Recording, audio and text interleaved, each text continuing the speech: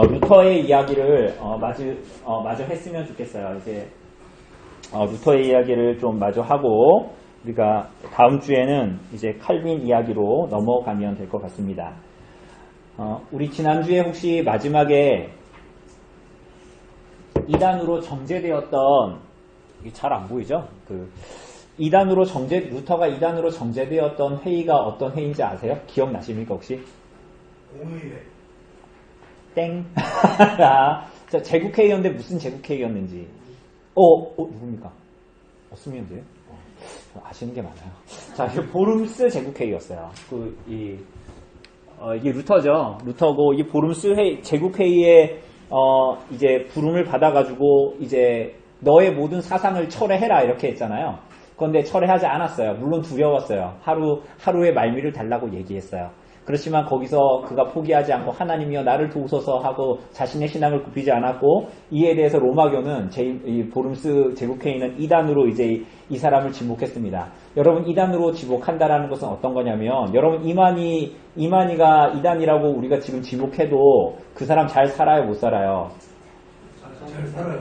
매우 잘 살아요. 매우 잘 사는데요. 이때 시대에서의 이 카톨릭 시대의 이 중세 시대에서는 이단으로 지목되면 이 사람은 더 이상 무엇으로부터도 보호받을 수가 없는 겁니다. 이 사람이 강도를 당하든, 이 사람한테 먹을 거를 줘서 막 살리는 그런 아무런 보호 조치가 내려지지 않는 이런 상태가 이제 된 겁니다. 그래서 루터가 1521년 4월 25일에 집으로 이제 향하게 됩니다. 집으로 가게 되는데, 누구에게도 보호받을 수 없잖아요. 그게 가는 거예요. 말을 타고 이제 가는데, 이제 가는데 깊은 숲에 다다랐을 때, 이제 도적대 같은 사람들이 나와가지고, 이제, 나타나서 루터를 납치해 갑니다. 그래서 이 소식을 들은 사람들은 다 교황이나 황제가 보낸 그 사람 자객에 의해서 죽임을 당했을 것이다 라고 생각했어요. 모두 다. 그런데 루터가 죽지 않았어요. 어떻게 된 거죠? 그 작센의 선제후인 누굽니까? 프리드리히 3세 이 사람. 여러분, 프리드리히 3세는 지난주에 봤듯이 신성 로마 제국의 황제가 될 수 있는 사람이었어요. 그러니까 선제후 중에서도 거의 이제 이 사람이 황제가 될 수도 있어. 레오 10세는 그렇게 생각을 했기 때문에. 그래서 이 사람은 굉장히 대단한 권세를 가지고 있는 사람이었습니다. 그런데 이 프리드리히 3세가 사람들을 보내서 이 사람을 납치한 거예요. 그래서 바르트부르크 성이라는 이 성, 우리 옛날에 봤었는데, 1년 전에 봤었어요. 이 성의 이 성에 보호한 거죠. 그 보호하고 루터의 이름을 바꾸어서 여기에 이제 피신시킵니다. 왜냐하면 교황으로부터 루터를 지킨 겁니다. 그래서 이 성에서 우리가 알다시피 바르트부르크 성에서 루터가 뭐 했습니까? 그렇죠, 맞아요. 그러니까 언제나 종교개혁자들은 항상 성경을 번역했어요. 특히 초반의 종교개혁자들은 자국어로 성경을 번역했습니다. 그래서 헬라어로 된 신약 성경을 독일어로 번역했어요. 1521년에. 그러니까 1521년 4월에 이제 이 성에 들어가게 됐고 4월에 1522년에 이제 헬라어 성경을 독일어로 번역합니다. 그래서 처음에 신약 성경 5,000부를 찍었는데 2개월 만에 다 팔리게 됩니다. 우리 전에 인쇄술 할 때 봤잖아요. 다 이제 그렇게 되고, 그리고 이후에 히브리어로 된 이 성경을 독일어로 번역한 성경은 12년 후에 나옵니다. 루터가. 그래서 이제 어쨌거나 이 독일어 성경은 12년 동안 20만 부가 넘게 이제 출판되고 팔리게 됩니다. 여러분, 이게 감이 안 오지만 이게 대체 무슨 일이야? 우리는 그냥 인터넷 서점에 가면 얼마든지 성경 한 3, 4만 원, 3, 4만 원까지 주지 않아도 요즘에 당근이나 중고나라 가면 10,000원도 안 되는 가격에 살 수 있는 성경도 있어요. 그런데 이때는 그런 성경이 아니었어요. 이 성경을 읽을 수도 없었고 접할 수도 없었던 시대에 더군다나 자국어로 된 성경을 이제 손에 쥐게 되었다라는 거예요. 그런데 이때 이 즈음에 사실은 종교개혁 당시에 여러 곳에서 자국어로 된 성경을 번역하기 시작했습니다. 우리 지난주에 위클리프 봤잖아요. 존 위클리프가 성경을 번역했는데 1526년에 잉글랜드에서도 성경을 번역했습니다. 그 사람이 누구였냐면 이거는 바르트부르크가 여기 있었고 보름스가 여기 있고 비텐베르크로 가는 길이었다. 이해되시죠? 아까 제국회의를 보름스에서 했어요. 이게 지금 독일 땅인데 이게 흐려서 안 보이나요? 바르트부르크 성에 이제 머물면서 원래 비텐베르크로 가는데 납치된 거예요. 그래서 여기에 이제 들어갔다 이겁니다. 윌리엄 틴데일이라는 사람이 있었습니다. 그래서 이 사람이 이제 잉글랜드 사람인데 이 사람이 신약 성경을 이제 영어로 번역했어요. 지난주에 봤던 존 위클리프 이후에 100년 후의 사람입니다. 그래서 이제 이 틴데일이 성경을 번역하게 되는데 성경을 당시에 번역한다라는 것은 굉장히 위험한 일이었어요. 걸리면 죽는 거예요. 그런데 친구이자 또한 이 정부의 스파이였던 이 친구가 있었는데 이 친구가 틴데일을 고발합니다. 여호수아서 이런 거 번역하고 있을 때 이제 배신을 당해가지고 체포가 돼요. 근데 이 틴데일이라는 사람은 마음만 먹으면 탈옥을 할 수 있었거든요. 근데 탈옥을 하지 않았어요. 탈옥을 하지 않고 오히려 그 감옥에서 그를 지키고 있는 수많은 사람들에게 굉장히 감화를 시키는 신앙에 감화를 시키는 사람으로 틴데일이 감옥에 갇히게 됩니다. 이 사람 어떻게 됐을까요? 화형을 당합니다. 결국은. 이유가 뭐예요? 성경을 영어로 번역했다라는 거예요. 자국어로. 여러분 그래가지고 이 사람이 화형을 당하는데 이 사람을 죽인 사람이 이제 종교개혁할 때 우리가 전에 웨스트민스터 문서들 얘기할 때 나온 그 유명한 헨리 8세입니다. 헨리 8세가 이 사람을 죽여요. 그런데 이 사람이 나중에 헨리 8세가 이 틴데일이 번역한 틴데일 성경이라고 부르거든요. 틴데일 영어 성경이라고 부르는데 그걸 기초로 성경을 또 번역해요. 이해되십니까? 헨리 8세가 틴데일을 성경 번역했다고 죽여요. 화형을 시킨단 말이에요. 그래놓고 나중에 여러 가지 정세에 의해서 우리 헨리 8세 전에 봤잖아요. 이 사람 굉장히 바람둥이고 자기가 이혼하려고 카톨릭 막 그걸 거부하면서 수장령을 선포하고 막 이랬던 사람이잖아요. 근데 이 사람이 또 그때 시대에 편승하려고 로마구에서 떨어져서 이제 개신교를 막 이렇게 막 해야 되니까 또 이 사람이 성경 번역을 막 이렇게 오케이 하고 막 이런 상황이 되거든요. 그리고 나중에 이제 헨리 8세 이후에 제임스 1세라는 사람이 성경을 번역하죠. 그 사람의 명에 따라서. 그걸 뭐라 그럽니까? 우리가 킹 제임스 성경이에요. 큰 킹 제임스 성경이에요. 근데 그게 막 킹 제임스가 굉장히 신앙적인 사람이라서 그 번역한 거 아니에요. 우리가 다 알다시피. 그리고 우리가 어떤 사람이 얘기하는 것처럼 킹 제임스 버전만이 유일한 사본을 가지고 있는 성경이다. 그런 것도 아니에요. 그거 다 뻥이에요. 자, 그런데 이 킹 제임스 버전도 사실은 이 틴데일의 성경 번역의 90%를 그대로 차용해서 가지고 왔어요. 그러니까 이 사람이 한 번역이 굉장히 뛰어난 번역이었던 거예요. 틴데일이 영어로 성경을 번역한 것이. 여기 잘 안 보이죠? 그리고 이제 이후에 올리베 땅, 칼빈의 이제 조카가 올리베 땅이라는 사람이 성경을 번역한 것을 이제 취리 성경이라고 하는데, 나중에 이제 칼빈이 이제 이것을 가지고 더 번역을 해서 제대로 낸 게 제네바 성경. 어쨌거나 여기서 중요한 건 뭐냐면 성경을 번역했다라는 거야. 모든 이 종교 개혁자들이.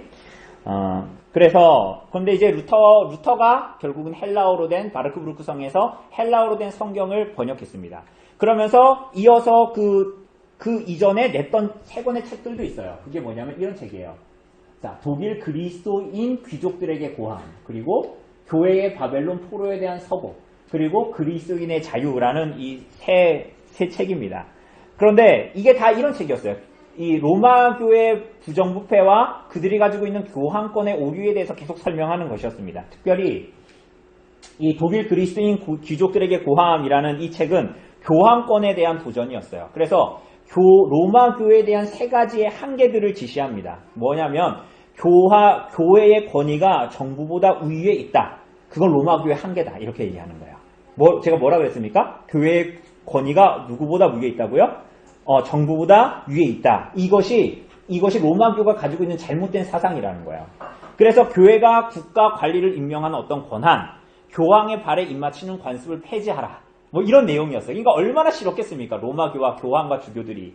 그리고 두 번째는 교황만이 성경을 해석할 능력이 있다고 가르치는 거. 이것도 로마교의 잘못된 한계다. 가르침이다. 이렇게 얘기한 책입니다. 그리고 교황권이 교회의 공의회보다 우위에 있다라는 것도 잘못된 거다. 이렇게 얘기합니다. 물론 나중에는 루터는 뭐라 그래요? 교황권을 주장하는 것도 잘못했지만 공의회의 무효성을 주장하는 것도 어떻게 된 거예요? 잘못된 거다. 이렇게 얘기하잖아요.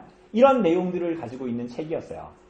두 번째 책은 뭐였냐면 이 교회의 바벨론 포로에 대한, 바벨론 유수에 대한 서곡이다라고 얘기하는데, 이 책은 교회 칠성 내, 그러니까 교회가 포로로 잡혀있다라는 거예요. 바벨론 포로에. 근데 어떤 포로냐? 교회가 로마교가 칠성례라는 잘못된 교리로 교회를 묶고 있다.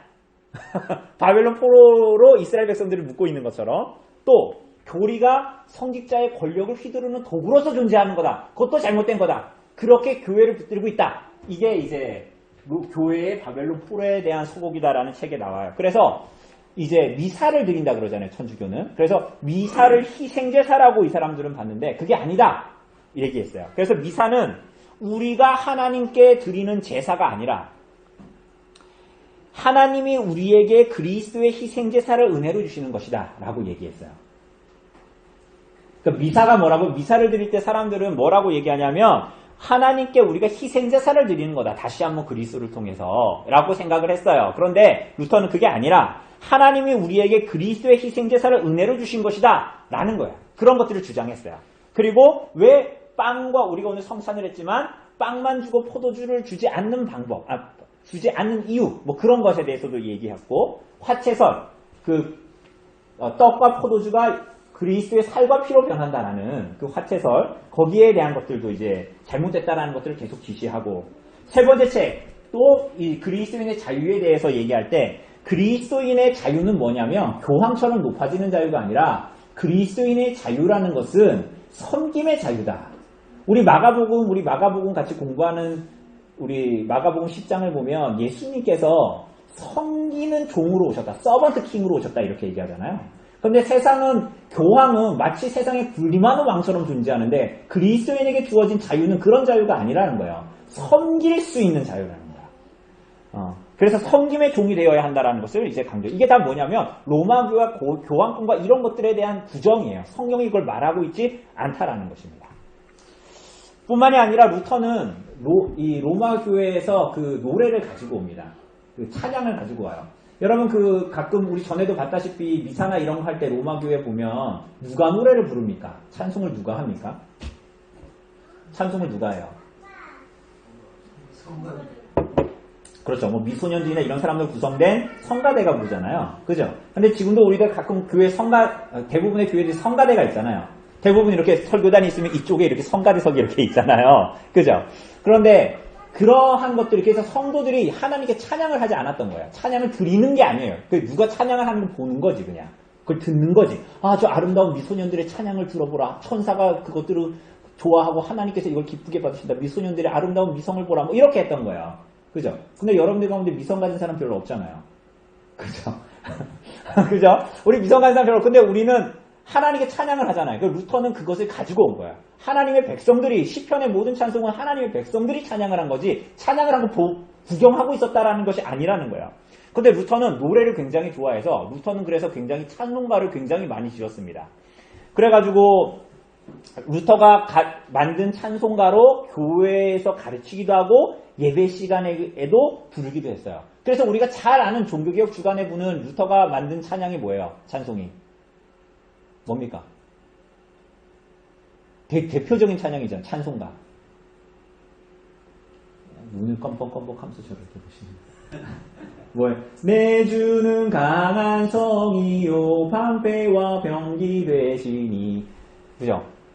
이 찬양도 사실은 이 루터가 다 만든 거야. 그래서 루터는 이런 찬송가들을 굉장히 많이 만들어서 이제 교회에서 1524년부터 비텐베르크 교회에서 이 찬송들을 부르기 시작했어요. 그러니까 성가대가 부른 게 아니라는 거야. 그러니까 모든 성도들이 함께 이제 부르고, 그리고 나중에 그래서 루터가 이때부터 이제 교회에서 굉장히 음악을 중시하기 시작합니다. 그래서 200년 후에 음악의 어머니입니까? 음악의 아버지입니까? 바흐. 바흐가 루터가 태어났던 곳에서 자랐어요. 바흐가 실제로. 그리고 루터가 찬송가를 부르고 막 그렇게 신앙생활을 했던 곳에서 바흐도 거기서 찬송을 부르고 막 그렇게 했었어요. 200년 후에. 그래가지고 거기서 교회 음악의 정점을 찍는 막 그런 일들이 이제 벌어지게 되는 거예요. 종교개혁의 역사 안에서 그런 일들이 다 이제 일어났다라는 거예요. 자, 그런데 루터가 이제 바르크부르크 성에서 숨어 있었잖아요. 상당한 기간 동안 숨어 있었는데, 그럼 바깥에서는 무슨 일이 벌어지고 있었을까요? 루터의 소식을 알 수가 없었어요. 그러니까 루터가 바르크부르크 성에 있다라는 걸 사람들이 몰랐을 거 아닙니까? 대부분의 사람들이. 그럼 바깥에서 그럼 무슨 일이 벌어졌을까요? 루터가 그러다가 죽었으니까, 교황이 그렇게 했으니까 우리가 여기서 가만히 있으면 안 된다라는 그런 일들이 벌어졌을 거 아닙니까? 그래서 1521년 전부터 바보네. 안드레아스 칼슈타트라는 사람이 있었어요. 이 사람이 루터의 지지자였거든요. 비텐베르크 대학의 교수였어요. 그런데 이 사람이 극단적인 교회 개혁을 시작합니다. 루터는 없어요. 루터가 죽었어. 교황 이후를 이렇게 했어. 그리고 이 칼슈타트는 그래서 어떻게 했냐면 루터의 지지자였는데 그래서 우리는 교회 개혁을 계속해야 된다는 거야. 그런데 굉장히 극단적인 개혁을 하기 시작합니다. 당시에 쉽게 얘기하면 제세례파 같은 사람들인데 당시에 예언자들과 어울리면서 성경보다는 사람의 내면에 있는 성령의 소리에 귀를 기울여야 된다. 이렇게 주장했어요. 이 제세례파들이 이러는 거거든요. 그래서 이 사람들은 당연히 어떻게 하냐면 기존의 교회 질서를 모두 다 거부해버립니다. 그래서 제세례파의 특징, 유아 세례를 폐지하고 회중교회의 형태를 띠게 됩니다. 그리고 이들은 교회의 종교개혁을 혁명의 성격으로 받아들이기 시작합니다. 칼슈타트가. 굉장히 폭력적인 방식으로. 그래서 성상숭배는 우상숭배니까 교회 성상을 다 파괴하고, 그러니까 성상에 있었던 이렇게 만들어 놓은 것들 팔 자르고, 코 자르고, 이런 일들이 비일비재하게 벌어지게 되고, 교회당을 부수기 시작하고, 창문을 깨뜨리고, 그리고 만인 제사장직. 누구나 사죄 없이 그리스도만이 우리의 중보자라 누구나 하나님께로 나아갈 수 있다라는 루터의 말을 오해해서 어떻게 했냐면 교회의 직분을 모두 다 버립니다. 뭐라고요? 뭘 버린다고요? 교회의 직분을 모두 다 버리게 됩니다. 그래서 이제 심지어 그래가지고 이걸 어떻게 하냐면 성직자들을 폭행하고 죽이기까지 합니다. 이 칼슈타트가. 거의 혁명이에요, 혁명. 그런데 이런 일들이 독일 곳곳에서 산발적으로 이제 나타나기 시작하는 게 혁명의 어떤 그런 사람을 실제로 죽이고 그런 폭력적인 혁명의 일들이 이제 벌어지기 시작하는 거예요. 또 루터의 제자였던 사람이 있는데 이 사람이 토마스 민처라는 사람입니다. 여러분 이런 사람들 많이 못 들어보셨죠? 루터나 칼빈은 들어봤는데 그런데 사실은 우리가 중요한 건 뭐냐면 종교개혁이 그랬다! 이렇게 끝이 아니에요. 그 종교개혁 안에는 무수한 이상한 일들이 동시다발적으로 나타났거든요. 민처라는 사람이 있었는데 이 사람도 이러한 흐름에 한몫을 하기 시작합니다. 이 사람이 교회 개혁을 오해해서 이 사람도 혁명을 설교하기 시작해요. 그러니까 그 설교를 들었던 사람들이 폭도로 변하게 되고 물건을 부수고 사람을 죽이고 이런 일이 벌어지는 거야. 그러니까 루터는 이것을 말리려고 해요. 변장을 하고 민처가 설교하고 이런 데 가보고 어떤 일이 벌어지는지를 루터가 변장을 해서 거기에 찾아가거든요. 그런데 그런 일들이 이제 벌어지는데 그걸 진정시키려고 했지만 이거 허사였어요. 그래가지고 더 과격해지고 결국은 민처가 이제 폭력 혁명을 하나님의 심판의 도구라고 합리화시키기 시작합니다. 그래서 일어나는 게 뭐냐면 농민혁명이에요.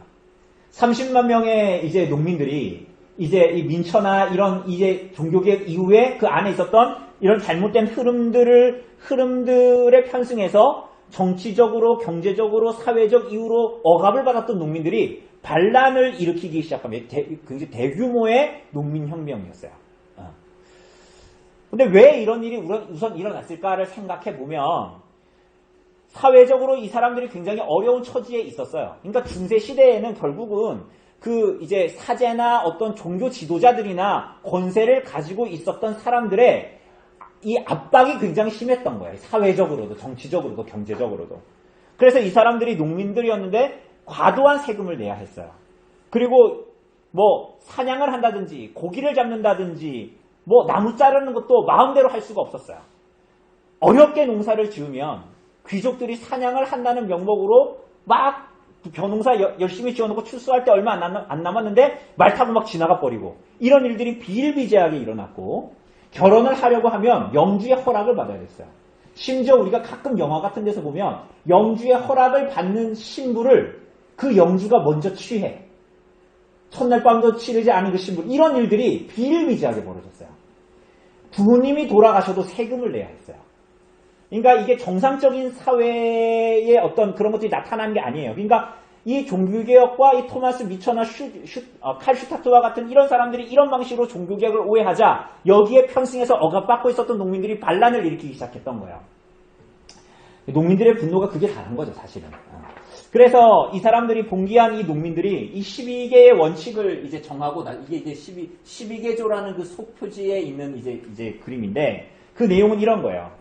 성직자를 뽑거나 해임시킬 권리는 마을 공동체가 갖는다.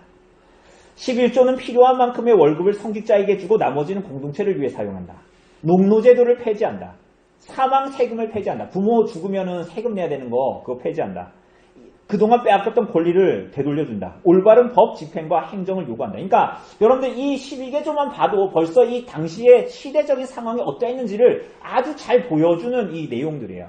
그래서 이게 2달 만에 25,000부가 인쇄가 돼가지고 막 뿌려집니다. 근데 루터는 여기에 대해서 찬성했을까요? 안 했을까요? 안 했어요. 그러니까 농민들의 고통, 슬픔을 다 이해했어요. 근데 폭력적 혁명에 대해서 찬동하지 않았어요. 그래서 오히려 루터가 영주들한테 농민을 진압하도록 요청했을 정도였어요. 이게 사실은 말이 많아요. 왜냐하면 이건 사실은 당시의 시대상을 잘 알아야 돼요. 우리가 종교개혁 시대의 종교와 국가 간의 관계를 지금으로 그대로 가지고 올 수가 없어요. 근데 이때의 종교와 국가의 관계는 그런 게 아니었거든요. 어쨌거나 영주들에게 이 농민의 반란을 억압해 주도록 진압해 주도록 요청할 정도였어요. 결국은 이제 1525년에 프랑켄하우젠 싸움에서 농민들이 패배함으로 농민혁명은 실패로 이제 마치게 됩니다. 어쨌거나 이제 이런 일들이 막 있었던 거예요. 그러니까 우리가 종교개혁을 얘기할 때 그냥 단순히 종교개혁이 일어났다. 이렇게 잘 스무드하게 흘러가겠지? 여러분 그렇지가 않아요.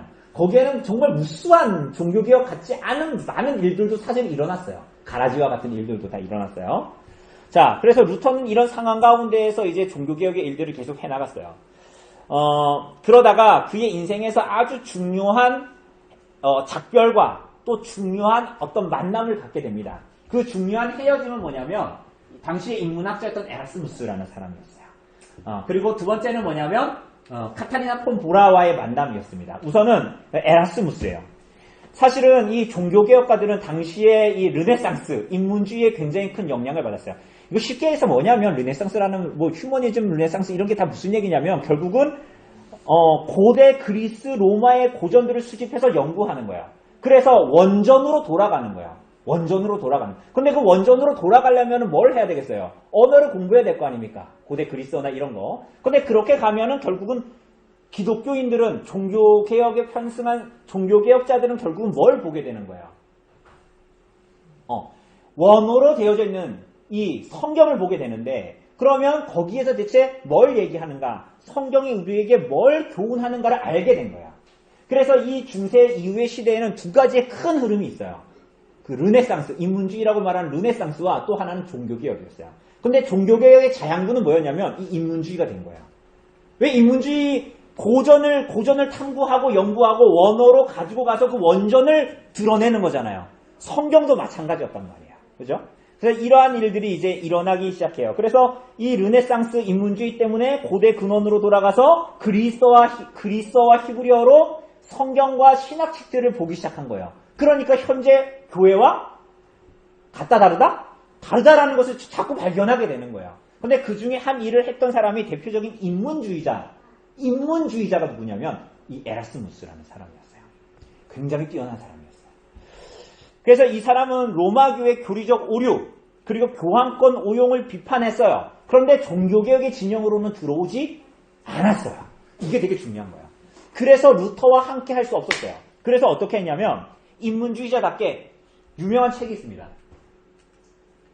자유의지론이라는 책이었어요. 이게 에라스무스가 지은 거예요. 자유의지론. 선악을 선택할 수 있는 의지가 인간에게 있다는 것입니다. 그런데 이렇게 말하자 이게 사실은 로마 교회 입장이거든요. 그러자 노예의지론은 누가 썼을까요? 그러면 누가 썼을까요? 루터가 썼죠. 루터가 썼어요. 그러니까 우리의 의지는 노예의지라는 거야. 하나님 앞에. 우리가 무슨 선을 행하거나 이럴 수 있는 존재가 아니라는 거야. 우리들 원래적인 의지는. 그래서 노예의지. 그러니까 어떤 책이 더 유효했을까요? 학문적으로. 자유의지론이 훨씬 더 유효했어요. 대단한 책이다. 뭐 이렇게 여길 정도로. 그런데 실제로 노예의지론은 그런 책이 아니었어요. 막 이렇게 책이라고 보여지지 않는 에라스무스의 격에 맞지 않는 사실 그런 책을 막 이렇게 썼어요. 그래서 어쨌거나 이렇게 서로 이제 이런 것들을 이제 이야기하고 반박을 하고 재반박을 하고 막 이런 일을 했지만 결국은 여기에 대한 노예 의지론에 대한 재반박을 에라스무스가 했지만 더 이상 루터는 말하지 않았어요. 그리고 루터와 에라스무스는 그냥 결별하게 된 겁니다. 한때는 동지였고 인문주의가 종교개혁에 틀림없이 영향을 주었지만 또 이러한 헤어짐이 있었는데 또 하나의 만남이 있었습니다. 루터에게 되게 중요한 만남. 그게 뭐라고요? 누구와의 만남이에요? 폼보라. 카타리나 폼보라야. 근데 이 사람 원래 수녀였어요. 그래서 루터가 이 당시에 42살, 제가 43인데 42살이었는데 16살 어린 여자였어요. 근데 이 여자가 이제 수녀원에서 나오는 마차의 생선통에 생선 다 버리고 거기에 이렇게 숨어가지고 수녀원을 탈출한 사람이거든요. 이걸 루터가 도와줬어요. 근데 이 사람만 도와준 게 아니라 다른 수녀들과 같이 나왔어요. 근데 다른 수녀들은 나와서 다 결혼했어요. 다른 남자들하고. 그런데 결혼을 못한 한 여자가 남았습니다. 그 여자가 누굴까요? 카타리나 폼보라였어요. 근데 이 사람은 루터를 좋아했어요. 그러니까 시집 못 간 게 아니라 루터를 좋아했거든요. 근데 루터는 이 여자하고 결혼을 안 했어요. 이거 결혼 얘기하니까 갑자기 눈이 번쩍번쩍 하시는데, 카타리나 이 사람은 결혼을 안 했어요. 왜 안 했을까요? 루터를 좋아했기 때문에. 근데 루터는 왜 결혼을 안 했을까요, 그러면? 여러분, 루터 왜 결혼 안 했을까요? 연약한 자들을 위해 아니에요. 루터가 그렇게 세심한 사람은 아니에요. 왜 결혼 안 했을까요? 근데 저 말도 이따가 나와요. 왜? 그러니까 우선은 이거부터 풉시다. 왜 루터가 결혼 안 했을까요? 결혼하면 그 시대 당시 우리처럼 평화로운 시대가 아니에요. 결혼하면 루터는 언제 죽을지 몰라요, 사실은. 그러면 그 짐은 다 누구에게 지어지는 거예요? 아내나 남은 아이들이 생고아와 생과부로 살아야 될 거 아닙니까? 그러니까 루터는 그래서 결혼을 안 했어요. 할 생각도 안 했거든요. 그런데 결국은 끈질긴 카타리나의 구애 끝에 루터가 제가 지금 농담을 하는 게 아니라 진짜 그랬어요. 그래서 결혼을 하게 됐습니다. 6명의 아이들을 낳고 6명을 입양한 가정을 12명의 아이를 둔 6명을 카타리나가 낳았고 6명은 입양을 했어요. 그래가지고 그렇게 가족을 이루면서 살아가요. 그런데 이 결혼 때문에 우리 나무 형제가 얘기한 것처럼 루터하고 절교한 사람들이 있었어요. 왜냐하면 어떻게 결혼하냐는 거예요. 성직자가 어떻게 결혼하는 거예요. 왜? 당시 중세시대에는 성직자가 결혼하는 것을 금지된 거예요. 그건 절간의 스님이 결혼하는 거하고 비슷한 거예요. 그러니까 루터의 결혼은 굉장히 종교개혁자들에게 당시에 굉장히 충격적이었어요. 여러분 지금 목사 결혼하는 거, 심지어 우리 목사 결혼 안 하면 목사 안수 안 주거든요. 목사 안수 받으려면 결혼해야 돼요. 심지어 결혼을 안 한 사람이라도 서약서를 노예에 내야 돼요. 결혼하겠다고. 그래야 목사 안수 주거든요. 근데 이 루터의 결혼은 굉장히 종교개혁자들에게 굉장히 충격적인 일이었어요. 그래서 루터의 결혼은 가정이 얼마나 중요한지를 굉장히 잘 드러내는 굉장히 중요한 일이었어요. 그래서 이제 독신서약을 하지 않고 사제들이, 원래 사제들은 독신서약을 하잖아요. 독신서약을 하는데, 지금도 독신서약을 하거든요. 독신서약을 하는데, 그래서 가정을 꾸리지 않고 결혼하지 않고 살아가는 것이 가장 고상한 영적인 삶이다라고 얘기했지만, 루터가 독일 그리스도인의 귀족들에게 고한 여기 뭐라 그러냐면 로마교의 사제 독신 제도는 그야말로 비성경적이다라고 얘기해요. 그러면서 뭐라고 얘기하냐면 이런 얘기합니다. 독신 제도는 하나님의 법이 아니라 교황의 법이다.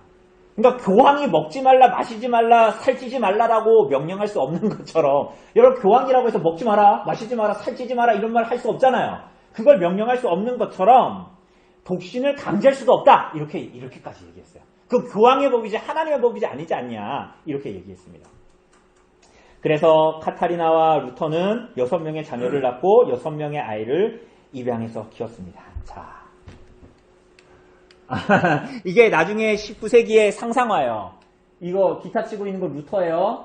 자, 여기 카타리나, 여긴 나중에 보겠지만 좀 이따 보겠지만 멜랑이톤이라는 사람이에요. 루터의 후계자거든요. 이 사람 굉장히 똑똑한 사람입니다. 근데 여기 이제 아이들이 이렇게 있고, 여기 둘째가, 얘가 장남이에요. 장남이고 얘가 둘째 엘리자베스인데, 엘리자베스는 어렸을 때 죽어요. 어렸을 때 죽으니까 이제 루터가 이제 애를 이 관에다가 묶고 이제 못질을 하니까 루터가 막 소리 질렀다 그래요.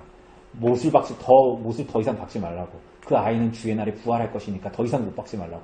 막 이렇게. 그러니까 루터가 굉장히 딸을 사랑했던 것 같아요. 근데 어쨌거나 이 가정의 이 모습들이 뭐냐면 우리가 얘기하는 가정 예배와 가정 경건의 시초와 같은 것입니다. 종교개혁이 굉장히 많은 일들을 한 거예요. 회복시킨 거예요. 가정이 어떻게 하나님 앞에 드려져야 하는가. 그래서 루터가 아이들의 신앙교육을 위해서 루터는 소요리 문답도 만들어요.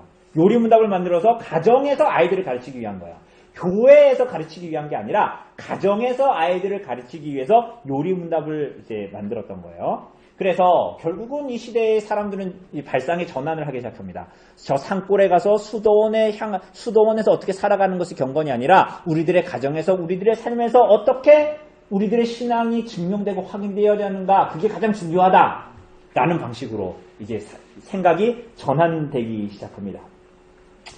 자, 그런데 이제 루터의 인기와 영향력은 점점점 사라지기 시작합니다. 사라지기 시작하고 그럼에도 불구하고 종교개혁은 계속적으로 이어져 갑니다. 그래서 독일 지역의 수많은 영주들은 루터를 계속적으로 지켜주고 심지어는 스스로 로마교를 떠나고 나중에 60몇 주의 독일의 이 주에서 50주의 영주들이 다 개신교 편을 들 정도로 그런 일들이 이제 일어나요. 다른 도시들 여러분 이 사람이 아까 봤던 사람하고 되게 비슷하게 생겼어요. 누구하고 비슷하게 생겼어요? 아니에요. 누구하고 비슷하게 생겼어요? 선제우. 마음이 급해 맞추려고 지금. 자, 프리드리 3세하고 되게 비슷하게 생겼죠. 이 사람이 프리드리 3세 조카예요. 그래서 이 작센이 어떻게 되냐면 나중에 비슷하게 생겼잖아요. 그래서 이 작센이 어떻게 되냐면 개신교를 한마디로 국교처럼 받아들이는 그 지역이 됩니다. 그래서 이런 사람들이나 수많은 이제 공작이나 이런 사람들, 도시들이, 영주들이, 작고 큰 영주들이 다 이제 이 종교개혁을 받아들이게 됩니다. 그러자 위기감을 느끼죠. 위기감을 느낀 교황 클레멘스 7세가 어떻게 하냐면 로마교를 지지하는 사람들을 모으게 됩니다. 그래가지고 어떻게 하려고? 개신교를 받아들인 영주들을 이제 핍박하고 압박하려고. 그러니까 루터를 지지하는 또 개신교 영주들도 또 어떻게 될까요? 같이 힘을 모아야 돼요. 그러니까 신성 로마 제국의 황제 입장에서는 이 신성 로마 제국이 두 개로 갈리게 된 거예요. 어떻게 갈려요? 하나는 로마교요, 하나는 개신교로 갈리는 이제 상황들이 벌어집니다. 이 문제를 해결하기 위해서 2차 슈파이어 제국회의를 열게 됩니다. 이게 이제 안 보이네요. 제가 이거 구글 지도에서 찾은 이유가 뭐냐면 슈파이어가 어디에 있는지 여기가 여러분 보이시나요? 여기가 잘 안 보이죠? 여기가 니른베르크고 여기가 우리 하이델베르크 요리 문답 하잖아요. 여기가 하이델베르크예요. 여기 옆에 슈파이어거든요. 여기서 제국회의를 이제 하게 되는데 거기에 제국회의에 참석했던 대다수의 사람들 400명 정도가 로마교를 지지해요.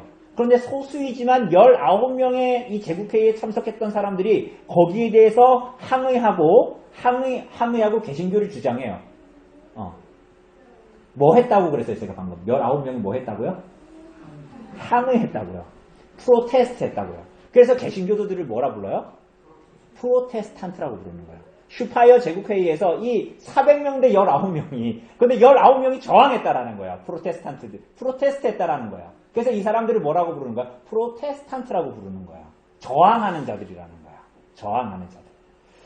자, 그래서 그 이후에 1530년에 그래서 아우구스부르크 공의회에 제출된 개신교 신앙 고백이 아우구스부르크 신앙 고백인데, 아우구스부르크. 자, 보름스가 여기 있고요. 아이슬레벤 만스, 여기 비텐베르크가 여기 있고요. 여기 아우크스부르크가 여기 있는 거예요. 미넨이 여기 있고. 그래서 여기서 공의회, 그래서 여기에 낸 개신교 신앙 고백이 아우구스부르크 신앙 고백서입니다. 근데 이거를 누가 했냐면 루터의 후계자인 아우구스부르크 신앙 고백이죠. 이것을 누가 했냐면 이 멜랑히톤이라는 사람이 있어요. 여러분 루터하고 칼빈만 알잖아요. 그렇지 않아요. 이 사람 되게 중요한 사람이에요. 이 사람이 굉장히 똑똑한 사람이었어요. 루터의 후계자였는데 이 사람이 얼마나 똑똑한가는 머리에서 나타납니다. 자, 뭐 어때요 머리가? 머리가 없어요. 없는 거 말고 머리의 모양을 봐요. 머리가 뭐야? 좀 더 극단적으로 보여준 게 있어요. 자, 이거 똑같은 멜랑히톤을 그린 그림이에요. 은희자매 표정이 구겨지고 있어요. 이상하게 생겼나? 근데 이 사람 여기 이마 보세요. 이마 어때요? 짱구죠? 그러면 혹시 여기 보이십니까? 여기 보이세요? 자세히 보세요. 숨 그림 찾기는 아니지만 어떻게 돼 있어요? 심줄이 나 있어요. 이게 뭐냐면 이 사람이 굉장히 지성적이라는 것을 그린 거예요. 특징적으로 일부러 그린 거예요. 이렇게 심줄을 쫙 이렇게. 이 사람은 루터보다 훨씬 더 지성적인 똑똑한 사람이었어요. 루터가 반할 정도였어요. 그런데 어쨌거나 이 사람이 아우구스부르크 신앙 고백 이런 것들을 막 이제 제출하고 이런 일들이 이제 벌어지게 됩니다. 그래서 이제 개신교도들이 선제우들이 개신교를 주장하는 영주들 선제우들이 모여서 동맹을 맺습니다. 로마교하고 싸워야 되니까. 그게 뭐예요? 촌스럽지만 이걸 좀 갖고 왔어요. 슈말칼텐 동맹이에요. 자, 여러분들 이거 별로 많이 안 들어봤겠지만 제가 이 얘기 이거 외우라는 게 아니라 이런 상황들이 있었다는 거예요. 개신교와 로마교 영주들이 이제 서로 대립을 하게 되니까 우리도 이 개신교를 계속적으로 신앙하기 위해서 여러분 이게 그냥 국가 간의 싸움이 아니에요. 신앙을 지키기 위한 싸움이었어요. 이 당시에는. 그래서 그 영주들도 왜냐하면 그 땅에 로마교의 땅에서 이 개신교를 믿으면 쫓겨나거나 뭐 불이익을 당하거나 이런 상황들이 실제로 벌어지는 거예요. 엄결리가 로마교를 믿는 지역이면 여기에 여러분과 저는 못 살아요. 쫓겨나야 돼요. 이런 상황에서 이제 슈말칼텐 동맹을 사람들이 맺고 칼 5세와 대항하여서 싸우게 됩니다. 그러면서 이제 아우구스부르크 신앙 고백에 서명하면서 어느 정도 일치된 신앙 고백을 갖게 되고 이러다가 이제 신성 로마 제국이 이슬람의 침을 받으면서 이런 로마교와 개신교하고의 계속적인 갈등이 있으면 안 되겠다 해가지고 이제 황제가 회의를 연 것이 니른베르크가 없네요.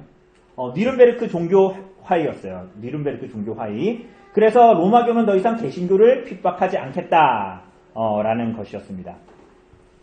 어쨌거나 이제 이런 일들이 벌어졌다라는 거예요. 더 이상 하지 않을게요. 더 이상 하지 않겠지만 이러한 상황들이 굉장히 오랫동안 지속이 됩니다. 엎치락뒤치락 하면서. 왜냐하면 그 지역의 시민들의 종교는 지역의 통치자가 결정해야 했기 때문이에요. 어쨌거나 루터 이후에 이런 일들을 거치면서 더 이상 종교적인 이유로 핍박을 받지 않게 됐어요. 여러분들 교회 온다고 해서 누가 지금 그러는 사람 없잖아요. 근데 당시에는 그렇지가 않았던 거예요. 그래서 개신교를 바른 신앙을 가지려고 하면 핍박이 주어지는 거예요. 이런 일들이 있었고 그래서 1540년 이후에는 독일 지역의 65개의 도시들 주 중에서 50개의 지지를 받게 되는 그래서 종교를 개신교로 바꾸게 되는 그래서 종교의 자유가 주어지는 그런 일들이 이제 벌어지게 돼요. 물론 칼 5세는 여전히 개신교도들을 핍박하고 그리고 수도사들이나 이런 사람들이 막 성경을 번역하고 네덜란드 수도사가 네덜란드어로 성경 번역했다고 화형시키고 여전히 또 그랬던 거예요. 그래서 루터가 뭐라고 얘기했냐면 이렇게 얘기했어요. 이제 끝입니다. 뭐라고 얘기했냐면 박해야말로 참 교회의 특징이다. 이렇게 얘기했어요. 여러분 이거는 너무 중요한 박해야말로 참 교회의 특징이다. 그래서 루터는 뭐라고 얘기했냐면 교회의 세 번째 성례 여러분 성례가 두 개잖아요. 성례가 뭡니까? 성례 두 가지. 세례와 성찬이잖아요. 근데 루터는 박해야말로 교회의 세 번째 성례다 이렇게 얘기를 했어요. 굉장히 중요한 내용이죠. 그러니까 오늘날은 우리가 신앙으로 살아가지만 우리가 신앙 때문에 박해받는 사람들을 위로하는 게 아니라 지금의 교회는 약간 오늘 오전 설교하고 비교해보면 이런 거예요. 내가 상대적으로 저 사람보다 못 살거나 내가 하려는 일을 다 성취하지 못하기 때문에 마음이 슬퍼. 그래서 교회에 오면 그 마음을 위로받아야 돼. 약간 이런 느낌이에요. 여러분 예수님 때문에 여러분들이 지난 일주일 동안 돈 버는데 힘들었죠? 이제 할 수 있어요. 여러분들 돈 많이 벌고 그렇게 할 수 있습니다. 조금 힘들어도 여러분 그 사람들도 돈 많이 벌 거예요. 그래서 힘드시죠? 여러분 위로받으시길 바라요. 예수님 때문에. 이런 거는 거짓 복음에 가까운 거예요. 그러니까 오늘날 그리스도인들은 음란하게 자기를 섬기기 때문에 그런 이유의 위로를 받고 싶은 거예요. 오늘날 성도들이 위로를 받아야 되는 상황이 아닌 것 같아요. 제가 봤을 때. 위로가 아니라 그리스도를 위해서 박해받으려는 사람이 없는데 무슨 위로가 필요합니까? 그리스도를 위해서 박해받으려고 하는 사람들에게는 정말 위로 필요해요. 복음으로 말미암은 위로가. 그리고 그건 마땅하다고 생각하고 하나님 주신다고 생각해요. 루터는 이 시대의 사람들은 다 종교를 지키기 위해서 신앙을 지키기 위해서 목숨을 내놓아야 했던 사람들이에요. 그래서 박해야말로 참된 교회의 특징이고 세 번째 성례다라고 얘기했던 거예요. 그래서 순교는 성공적인 삶을 살았다라는 증거라고 말했어요. 심지어. 예수 믿다가 핍박당하고 고통당하고 돈 못 벌고 물질적인 피해도 있었을 거 아닙니까? 여러분 여기 엄결리에서 로마교 믿다가 내가 여기에서 지금까지 살아오고 재산도 있고 막 했을 거 아닙니까? 뭐 예를 들면 방앗간 하나 했다고 합시다. 여기 재산도 나한테 있을 거 아닙니까? 그런데 내 신앙을 믿는 것 때문에 여기서 쫓겨나야 되는 거잖아요. 그죠? 근데 이 모든 이 사람이 당하는 실패와 고통의 모든 문제가 복음의 진리가 보여주는 오히려 복이다. 그래서 그들이 당하는 순교와 고통은, 고난은 성공적인 삶을 하나님 앞에 살았다라는, 하늘의 도성을 소망하며 살았다라는 증거다 라고 얘기했어요. 오늘도 우리가 그러한 삶을 살 수 있기를 바라요. 그러니까 뭐 때문에?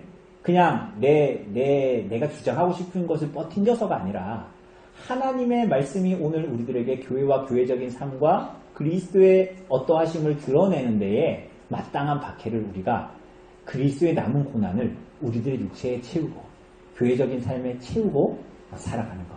루터가 한 말, 박해야말로 참된 신앙의 표지다라는 이 말, 여러분 잘 기억하시기를 바라요. 내가 못된 짓을 해가지고 내가 받는 박해는 그건 박해가 아니죠. 그건 마땅한 죄값이죠. 그죠? 근데 우리가 그리스도를 위해서 살아가기 때문에 받는 조롱이든 박해든 어려움이든 그게 실질적인 피해든 그 모든 것은 참된 그리스도인이라는 표, 참된 교회라는 표다라고 얘기하고 있습니다. 그걸 잘 기억하고 이 교회 시대에 살아갔던 사람들을 잘 기억하고 우리들의 시대를 살아갈 수 있었으면 좋겠습니다. 1세대예요, 이게 1세대. 멜랑이톤은 사실 2세대에 속하기는 하는데 후계자니까. 근데 어쨌거나 이제 멜랑이톤이 나오고, 우리가 다음 주에는 칼빈에 대한 내용들을 하겠습니다. 칼빈에 대한 내용은 다음 주에 그냥 한 주로 끝내버릴게요. 그렇게 하고 빨리 넘어가도록 하겠습니다.